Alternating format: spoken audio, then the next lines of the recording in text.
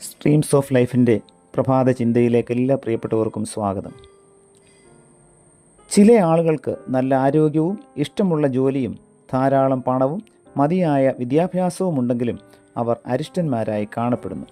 അവരുടെ ഭയങ്കരമായ ഏകാന്തതയാണ് ഇതിന് കാരണം. അവരുടെ സന്തോഷത്തിലോ സങ്കടത്തിലോ പങ്കുകൊള്ളുന്നതിന് ആരുമില്ല. ഇതുപോലെയുള്ള സ്ഥിതിയിലായ 55 വയസ്സുള്ള ഒരു വിധവ 12 നിലയിലുള്ള അവളുടെ മുറിയുടെ ജനലിൽ കൂടെ എടുത്ത് ചാടിക്കളഞ്ഞു. പോലീസുകാർ അവളുടെ മുറി പരിശോധിച്ചപ്പോൾ ഇപ്രകാരം എഴുതിയ ഒരു കുറിപ്പ് കണ്ടെടുത്തു: ഈ ഏകാന്തത ഇനി ഒരു ദിവസം പോലും വെച്ചു പുലർത്തുവാൻ എനിക്ക് കഴിവില്ല. എനിക്ക് സ്നേഹിതരില്ല, ഒരെഴുത്ത് പോലും എനിക്ക് വരുന്നില്ല, എന്നെ ആരും ടെലിഫോണിലും വിളിക്കാറില്ല. ഇനി ഇത് ഒരു നിമിഷം പോലും സഹിക്കുവാൻ എനിക്ക് സാധ്യമല്ല. അവളുടെ അയൽക്കാർക്കോ ബന്ധുക്കൾക്കോ സഹപ്രവർത്തകർക്കോ ആർക്കും തന്നെ അവൾ ഇപ്രകാരം ചിന്തിക്കുന്നതായി അറിവുണ്ടായിരുന്നില്ല. അവർക്ക് അവളെ സഹായിക്കുവാൻ കഴിയാതിരുന്നതിന് ഒരു മുടന്തൻ സമാധാനം മാത്രമായിരുന്നു അത്. എന്തെന്നാൽ അവർ അവളുടെ യഥാർത്ഥ സ്ഥിതി അറിയേണ്ടതായിരുന്നു. അവളുടെ മുഖത്ത് നിഴലിച്ചിരുന്ന വിഷാദം, അല്ലെങ്കിൽ മിക്കവാറും എല്ലാ സമയവും അവൾ ഏകാഗ്നിയായിരുന്നു എന്നുള്ള വസ്തുതയെങ്കിലും ആരെങ്കിലും കണ്ട് മനസ്സിലാക്കേണ്ടതായിരുന്നു. അവളുടെ ഭർത്താവ് മരിക്കുന്നതിന് മുമ്പ് തന്നെ അവളെ പരിചയമുണ്ടായിരുന്നവർ അവളുമായി സമ്പർക്കത്തിലേർപ്പെടുകയും അവൾ എങ്ങനെ കഴിയുന്നു എന്നും അവൾക്ക് എന്തെങ്കിലും ആവശ്യമുണ്ടോ എന്നും ആരാഞ്ഞറിയുകയും ചെയ്യേണ്ടതായിരുന്നു.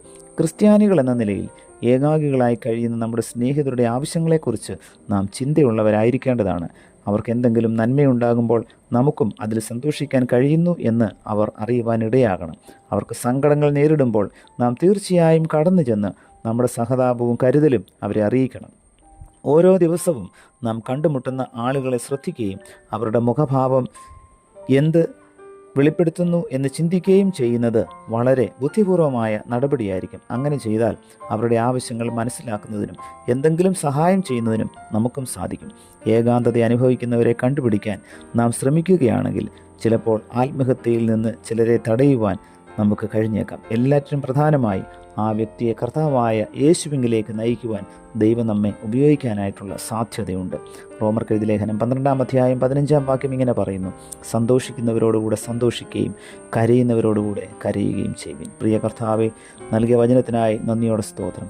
ഞങ്ങളുടെ സഹോദരങ്ങളുടെ കഷ്ടപ്പാടുകൾ മനസ്സിലാക്കുവാനും അവരുടെ സന്തോഷത്തിൽ പങ്കുചേരുവാനും അവരുടെ ദുഃഖത്തിൽ അവരെ ആശ്വസിപ്പിക്കുവാനും എല്ലായ്പ്പോഴും ഞങ്ങളെ അവിടുന്ന് സഹായിക്കണമേ.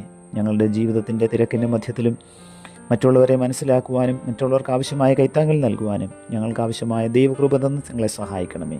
പുത്രൻ്റെ നാമത്തിൽ പ്രാർത്ഥന കേൾക്കണം പിതാവേ, ആമേൻ.